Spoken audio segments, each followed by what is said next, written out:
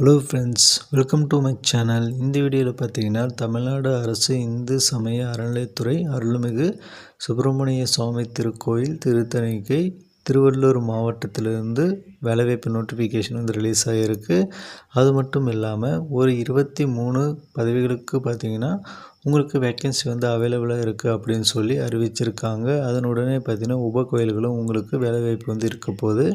இந்த வீடியோவில் வந்து இந்த பதவிகளுக்கான எவ்வளோ வேக்கன்சி அவைலபிளாக இருக்குது, age qualification, education qualification, monthly salary அப்படின்னு சொல்லி எல்லாமே பார்ப்போம். லாஸ்ட்டாக வந்து எப்படி இந்த வேலைவாய்ப்புக்கு அப்ளை பண்ணுறது அப்படின்னு சொல்லி பார்ப்போம். மறக்காமல் நம்ம சேனலை சப்ஸ்கிரைப் பண்ணி வச்சுக்கோங்க. இப்போது இந்து சமய அறநிலையத்துறை சார்பாக பார்த்தீங்கன்னா ஒவ்வொரு கோயிலிருந்தும் நமக்கு வேலைவாய்ப்பு நோட்டிஃபிகேஷன் வந்து அறிவிச்சிருக்காங்க. அதன்படி அருள்மிகு சுப்பிரமணிய சுவாமி திருக்கோயில் திருத்தணிக்கை திருவள்ளூர் மாவட்டத்தில் இருக்க வேலைவாய்ப்பை பற்றி பார்ப்போம். இந்த வேலைவாய்ப்பை பொறுத்த வரைக்கும் பார்த்தீங்கன்னா நீங்கள் அப்ளை பண்ண விரும்புகிறீங்க அப்படின்னா நவம்பர் 5, 2025 ஈவினிங் 5:45 வரைக்கும் நீங்கள் அப்ளை பண்ணிக்க முடியும். ஆஃப்லைன் அப்ளிகேஷனை பொறுத்த வரைக்கும் நீங்கள் நேரடியாக வந்து கோயிலும் வந்து வாங்கிக்கலாம். அப்படி இல்லைன்னா அஃபீஷியல் வெப்சைட்டில் வந்து நீங்கள் டவுன்லோட் பண்ணிக்கலாம். நான் டிஸ்கிரிப்ஷனில் வந்து அப்ளிகேஷன் மற்றும் நோட்டிஃபிகேஷன் லிங்க் கொடுக்குறேன். நீங்கள் டவுன்லோட் பண்ணி ஒரு முறை செக் பண்ணி பாருங்கள். இப்போது வேக்கன்சி டீட்டெயில்ஸை பற்றி பார்ப்போம். ஃபஸ்ட்டு பார்த்திங்கன்னா அருள்மிகு சுப்பிரமணிய சுவாமி திருக்கோயில் வந்து வேக்கன்சிஸ் கொடுத்துருக்காங்க. அதன்படி ஃபஸ்ட்டு பார்த்தீங்கன்னா கூர்க்கா ஒரு வேக்கன்சி வந்து சொல்லியிருக்காங்க. இதுக்கு 15,900 50,400 வரைக்கும் உங்களுக்கு கிடைக்கும். இதுக்கு வந்து நீங்கள் தமிழ் நல்லா எழுத படிக்க தெரிஞ்சிருந்தால் போதுமானது. அடுத்து இரவு காவலரை பொறுத்த வரைக்கும் 2 வேக்கன்சி இருக்குது. இதுக்கான சேலரி 15,900 50,400 வரைக்கும் கிடைக்கும். இதுக்கும் வந்து பார்த்திங்கன்னா நீங்கள் நல்லா தமிழ் எழுத படிக்க தெரிஞ்சிருக்கணும். 8th பாஸ் பண்ணியிருந்தால் போதுமானது. அதுக்கடுத்து மிருதங்கம் ஒரு வேக்கன்சி வந்து கொடுத்துருக்காங்க. இதுக்கு வந்து நீங்கள் சரியான பயிற்சி வந்து பெற்றிருக்கணும். அப்படி இருந்தால் நீங்கள் இந்த வேலைவாய்ப்புக்கு வந்து அப்ளை பண்ணிக்க முடியும். அதுக்கடுத்து புஜங்கள் ஒரு வேக்கன்சி வந்து கொடுத்துருக்காங்க. இதுக்கு வந்து நீங்கள் தமிழ் நல்லா எழுத படிக்க தெரிந்திருந்து இதுக்கான கோர்ஸும் வந்து நீங்கள் முடிச்சிருக்கீங்க அப்படின்னா தாராளமாக வந்து நீங்கள் அப்ளை பண்ணிக்க முடியும். அதுக்கடுத்து வேத வாரண்யம் ஒரு வேக்கன்சி வந்து சொல்லியிருக்காங்க. இதுக்கு ஒரு வேக்கன்சி இருக்குது. சேம் பார்த்தீங்கன்னா இதுக்கு அதே குவாலிஃபிகேஷன் தான் வந்து கொடுத்துருக்காங்க. அதுக்கடுத்து குடைக்காரர் ஒரு வேக்கன்சி இருக்குது. இதுக்கு நீங்கள் 8th பாஸ் பண்ணியிருக்கணும். தமிழ் எழுத படிக்கிறதுக்கு தெரிஞ்சிருக்கணும். அதுக்கடுத்து மாலைக்கட்டி ஒரு வேக்கன்சி இருக்குது. இதுக்கும் நீங்கள் தமிழ் நல்லா எழுத படிக்க தெரிஞ்சிருக்கணும். அதுக்கடுத்து பூஜை மற்றும் உற்சவங்களுக்கு தெய்வங்களை அலங்கரிப்பதற்கான மாலை கட்டும் திறன் பெற்றிருக்க வேண்டும். தமிழ் புலவர் ஒரு வேக்கன்சி வந்து இருக்குது. இதுக்கு நீங்கள் தமிழ் நல்லா எழுத படிக்க தெரிஞ்சிருக்கணும். அதுக்கான கோர்ஸ் வந்து நீங்கள் முடிச்சிருக்கீங்க அப்படின்னா தாராளமாக நீங்கள் அப்ளை பண்ணிக்கலாம். சமய பிரசங்கி ஒரு வேக்கன்சி வந்து இருக்குது. இதுக்கு வந்து நீங்கள் தமிழ் நல்லா எழுத படிக்க தெரிஞ்சிருக்கணும். இதுக்கான ஆகம பள்ளியில் வந்து நீங்கள் கோர்ஸ் வந்து முடிச்சிருக்கணும். அதுக்கடுத்து சித்த மருத்துவர் ஒரு வேக்கன்சி இருக்குது. இதுக்கு நீங்கள் சித்த மருத்துவத்துக்கான கோர்ஸ் வந்து முடிச்சிருக்கீங்க அப்படின்னா தாராளமாக அப்ளை பண்ணிக்க முடியும். ஓட்டுநருக்கு 2 வேக்கன்சி வந்து சொல்லியிருக்காங்க. இதுக்கு வந்து நீங்கள் பார்த்தீங்கன்னா 8th பாஸ் பண்ணியிருக்கணும். அதுக்கடுத்து பார்த்தீங்கன்னா கனரக வாகனங்களோட ஓட்டுநர் உரிமை வந்து நீங்கள் வச்சுருக்கணும் அப்படின்னு சொல்லியிருக்காங்க. அதுக்கடுத்து செவிலியரை பொறுத்த வரைக்கும் ஒரு வேக்கன்சி இருக்குது. இதுக்கு நீங்கள் பிஎஸ்சி ஆர் டிப்ளமோ நர்சிங் வந்து நீங்கள் முடிச்சிருக்கீங்க அப்படின்னா அப்ளை பண்ணிக்க முடியும். அடுத்து கணினி இயக்குபவரை பொறுத்த வரைக்கும் 2 வேக்கன்சி இருக்குது. இதுக்கான கோர்ஸ் வந்து நீங்கள் முடிச்சிருக்கீங்க அப்படின்னா தாராளமாக நீங்கள் வந்து அப்ளை பண்ணிக்க முடியும். அதுக்கடுத்து உபகோயிலான திருத்தணி அருள்மிகு கோட்டா ஆறுமுக சுவாமி திருக்கோயிலில் வந்து வேக்கன்சி வந்து கொடுத்துருக்காங்க. இதில் நாதஸ்வரம் ஒரு வேக்கன்சி இருக்குது. இதுக்கான கோர்ஸும் நீங்கள் வந்து முடிச்சிருக்கணும். அதுக்கடுத்து பார்த்தீங்கன்னா உபகோயில் திருத்தணி அருள்மிகு சப்த கன்னியம்மன் திருக்கோயிலில் வந்து தூர்வைக்கு வந்து ஒரு வேக்கன்சி வந்து கொடுத்துருக்காங்க. அதாவது துப்புரவாளர்னு சொல்லியிருக்காங்க. நம்ம தமிழில் வந்து தூய்மை பணியாளர் அப்படின்னு சொல்லி தற்போது வந்து அழைச்சிட்ருக்கோம். இதுக்கான ஒரு வேக்கன்சி வந்து இருக்குது. இதுக்கு வந்து நீங்கள் 8th பாஸ் பண்ணியிருக்கணும். அதுக்கடுத்து உபகோயில் மத்தூர் அருள்மிகு மகிஷாசூரமர்தினி அம்மன் திருக்கோயில். இதுக்கு வந்து தட்டச்சர் ஒரு வேக்கன்சி இருக்குது. இதுக்கு நீங்கள் 10th வகுப்பு நீங்கள் வந்து பாஸ் பண்ணியிருக்கணும். அரசால் அங்கீகரிக்கப்பட்ட இணையான கல்வி தகுதி வந்து பெற்றிருக்கணும். அதுக்கடுத்து பார்த்திங்கன்னா நீங்கள் தமிழ் ஆங்கிலத்தில் வந்து முதுநிலை தேர்ச்சி பெற்றிருக்கணும் அப்படின்னு வந்து சொல்லியிருக்காங்க. அதுக்கடுத்து பார்த்திங்கன்னா பல வேலை ஒரு வேக்கன்சி வந்து சொல்லியிருக்காங்க. இதுக்கு 8th பாஸ் பண்ணியிருக்கணும். அதுக்கடுத்து உபகோயில் சந்தான வேடு கோபாலபுரம் அருள்மிகு சந்தான வேணுகோபால சுவாமி திருக்கோயில். இதுக்கு வந்து பல வேலையில் ஒரு வேக்கன்சி வந்து சொல்லியிருக்காங்க. உபகோயில் கரமேடு அருள்மிகு நாதசீஸ்வரர் திருக்கோயில் வந்து சொல்லியிருக்காங்க. நாதஸ்வரத்தில் ஒரு வேக்கன்சி இருக்குது. காவலருக்கு ஒரு வேக்கன்சி இருக்குது. இதுக்கான குவாலிஃபிகேஷன் தான் நீங்கள் அப்ளை பண்ணிக்க முடியும். அடுத்து உபகோயில் திருவலங்காடு அருள்மிகு வடாரணேஸ்வரர் சுவாமி திருக்கோயில் வந்து சொல்லியிருக்காங்க. தட்டச்சர் ஒரு வேக்கன்சி வந்து இருக்குது. மேலம் தவில் ஒரு வேக்கன்சி வந்து இருக்குது. அதுக்கடுத்து பார்த்திங்கன்னா உபகோயில் திருப்பாச்சூர் அருள்மிகு வாசீஸ்வர சுவாமி திருக்கோயிலில் வந்து நாதஸ்வரத்துக்கு ஒரு வேக்கன்சி வந்து கொடுத்துருக்காங்க. மொத்தமாக பார்த்திங்கன்னா உங்களுக்கு ஒரு 23 வகையான பதவியின் கீழே வேக்கன்சி வந்து ஒவ்வொரு கோவிலில் வந்து சொல்லியிருக்காங்க. ஸோ விருப்பமும் தகுதியும் இருக்குது அப்படின்னா நீங்கள் உடனே வந்து அப்ளை பண்ணுங்கள். உங்களுக்கான அப்ளிகேஷன் ஃபார்மேட் வந்து இது போல் தான் வந்து இருக்கும். இதில் பார்த்தீங்கன்னா உங்களுடைய recent passport size photo paste பண்ணிவிட்டு நீங்கள் என்ன வேலைக்கு விண்ணப்பிக்கிறீங்க அப்படின்றத வந்து குறிப்பிட்டுக்கோங்க. அதுக்கடுத்து பெயர், தந்தை பெயர், கணவர் பெயர், பாதுகாவலர் பெயர், யாரேனும் ஒருவர் பெயரை குறிப்பிட்டுக்கோங்க. நிலையான முகவரி, அதுக்கான சான்று வந்து இணைக்கணும். அதுக்கடுத்து ஆதார் எண் வந்து குறிப்பிடணும். சான்று வந்து இணைக்கணும். பாலினம், திருமணம் ஆனவரா இல்லையா, ஜாதி, மதம், சான்று வந்து இணைக்கணும். பிறந்த தேதி, அதுக்கான 2025 ஜூலை 1 வந்து குறிப்பிட்டிருக்காங்க. கல்வி தகுதி வந்து இணைக்கப்படணும். அதுக்கான குறிப்பு வந்து நீங்கள் குறிப்பிட்டுக்கோங்க. அப்புறம் கணினியின் தகுதி வந்து குறிப்பிட்டுக்கோங்க. சான்று வந்து இணைக்கணும். தொழில்நுட்ப தகுதி இருப்பின் அதை வந்து குறிப்பிட்டு அதுக்கான சான்று வந்து இணைக்கணும். இதர தகுதி எது இருப்பினும் அதனை குறிப்பிட்டு அதுக்கான சான்றுகள் வந்து இணைக்கணும். விண்ணப்ப கட்டணம் ₹100 செலுத்தியதற்கான அசல் ரசீது இணைக்கப்பட்டுள்ளதா? ஆமெனில் அதன விவரங்களை வந்து நீங்கள் குறிப்பிடணும். அதுக்கடுத்து பார்த்தீங்கன்னா விண்ணப்பிக்கும் பணியின் முன் அனுபவம் இருப்பின் அதை வந்து நீங்கள் குறிப்பிடணும். பிற நிறுவனங்களில் பணிபுரிந்த அனுபவம் இருக்குது அப்படின்னா அதை குறிப்பிட்டு அதுக்கான சான்று வந்து இணைக்கணும். இந்து சமய அறநிலையத்துறையின் ஆளுகையின் கீழ் உள்ள முதுநிலை அல்லாத திருக்கோயில் பணியாளர் எனில் அதுக்கான விவரங்கள் வந்து நீங்கள் குறிப்பிடணும். அதில் பார்த்திங்கன்னா பெயர், தந்தை, பதவி, பணியை சேர்ந்த நாள், பணிபுரியும் திருக்கோயில், பணிபுரிந்து வருவதற்கான சான்று, நன்னடத்தை சான்று இதெல்லாம் குறிப்பிடணும். நன்னடத்தை சான்றை பொறுத்த வரைக்கும் இறுதியாக பயின்ற பள்ளி, கல்லூரிகள் வந்து பெறப்பட்டிருக்கணும். 2 அரசு அலுவலர்களிடமிருந்து பெறப்பட்ட நகல் வந்து இணைக்கணும். குற்றவியல் நடவடிக்கை இருப்பின் அதுக்கான விவரங்களை வந்து நீங்கள் குறிப்பிடணும். அதுக்கடுத்து உங்களுடைய தொலைபேசி எண், கைபேசி எண், மின்னஞ்சல் முகவரி வந்து நீங்கள் குறிப்பிட்டுக்கோங்க.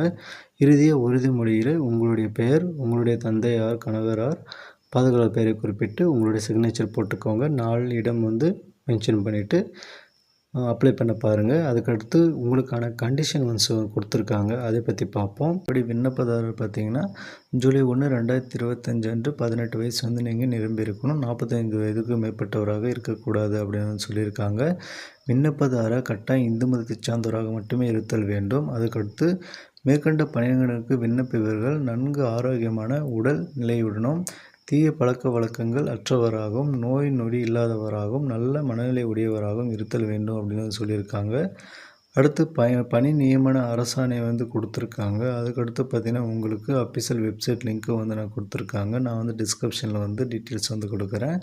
அதுக்கடுத்து இந்த பணி நியமன நடவடிக்கைகள் அனைத்தும் ஏற்கனவே நடைமுறையில் உள்ள 1959ஆம் ஆண்டு இந்து சமய மற்றும் அறக்கட்டளை சட்டம் மற்றும் அதன் கீழ் ஏற்படுத்தப்பட்ட விதிகள், அரசாணைகள் மட்டுமே மேற்கொள்ளப்படும் அப்படின்னு சொல்லியிருக்காங்க. அதுக்கடுத்து வேலைவாய்ப்பு கோரும் விண்ணப்பதாரர் ஒரு பதவிக்கு ஒரு விண்ணப்பம் என்ற அடிப்படையில் மட்டுமே விண்ணப்பிக்க வேண்டும். நீங்கள் வந்து ஒரு 2-3 பணிகளுக்கு வந்து விண்ணப்பிக்கிறீங்க அப்படின்னா அதுக்காக தனித்தனியான விண்ணப்பங்கள் நீங்கள் அனுப்பணும் அப்படின்னு வந்து சொல்லியிருக்காங்க. அதுக்கடுத்து விண்ணப்ப படிவம், தகுதி விவரங்கள், நிபந்தனைகள் மற்றும் இதர விவரங்கள் அடங்கிய விண்ணப்ப படிவத்தினை விண்ணப்பதாரர் அலுவலக நாட்களில், அலுவலக நேரங்களில் அக்டோபர் 8 இருந்து நவம்பர் 4 வரைக்கும் நீங்கள் வாங்கிக்க முடியும் அப்படின்னு வந்து சொல்லியிருக்காங்க. அதுக்கடுத்து நிர்ணயிக்கப்பட்ட காலக்கெடுவுக்குள் பெறப்படும் விண்ணப்பங்கள் மட்டுமே வந்து பரிசீலனைக்கு ஏற்றுக்கொள்ளப்படும்.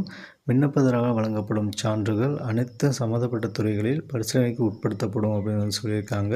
அடுத்து 9வது கண்டிஷனை பொறுத்த வரைக்கும் இந்த விண்ணப்பதாரர் விளம்பர அறிவிப்புக்கு முன்னதாக வரப்பெற்ற வேலைவாய்ப்பு வேண்டிய தனிநபர்களால் திருக்கோயில் நிர்வாகத்திற்கு மனு செய்த விண்ணப்பங்கள் ஏற்றுக்கொள்ளப்பட மாட்டாது அப்படின்னு வந்து சொல்லியிருக்காங்க. அதாவது அறிவிப்புக்கு பிறகு பெறப்படும் விண்ணப்பங்கள் மட்டுமே ஏற்றுக்கொள்ளப்படும் அப்படின்ற கண்டிஷன் வந்து கொடுத்துருக்காங்க. அதுக்கடுத்து விண்ணப்பதாரர் தனது கோரிக்கை மனுவில் பூர்த்தி செய்து தாக்கல் செய்யும் விண்ணப்ப படிவத்திலும் எந்த பணியிடத்திற்கு விண்ணப்பம் செய்கிறார் என்பதை தெளிவாக குறிப்பிட வேண்டும் அப்படின்னு வந்து குறிப்பிட்டிருக்காங்க. அதுக்கடுத்து விண்ணப்ப கட்டணம் எக்காரணத்தை கொண்டும் திரும்ப வழங்கப்படாது அப்படின்னு சொல்லியிருக்காங்க. விண்ணப்பதாரர் நிலையான முகவரிக்கான சான்று, ஜாதி மற்றும் மதத்திற்கான சான்று, கல்வி தகுதி, தொழில்நுட்ப கல்வி ஆகியவற்றுக்கு சான்று அனைத்துமே ஜெராக்ஸ் எடுத்து நீங்கள் செல்ஃப் டச் பண்ணி இணைக்கணும் அப்படின்னு சொல்லியிருக்காங்க. அதுக்கடுத்து விண்ணப்பதாரர் தான் கடைசியாக பயின்ற பள்ளி, கல்லூரி நிறுவனத்திடமிருந்து சான்றொப்பமிட்டு பெறப்பட்ட நன்னடத்தைக்கான சான்றிதழும், இந்த விளம்பர தேதிக்கு பின் 2 அரசு அலுவலர்களிடமிருந்து பெறப்பட்ட நன்னடத்தை சான்றிதழ்களும்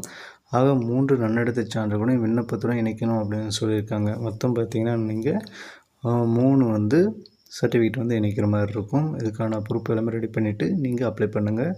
அதுக்கடுத்து நீதிமன்றத்தில் தண்டனை அடைந்தவராக இருக்கக்கூடாது.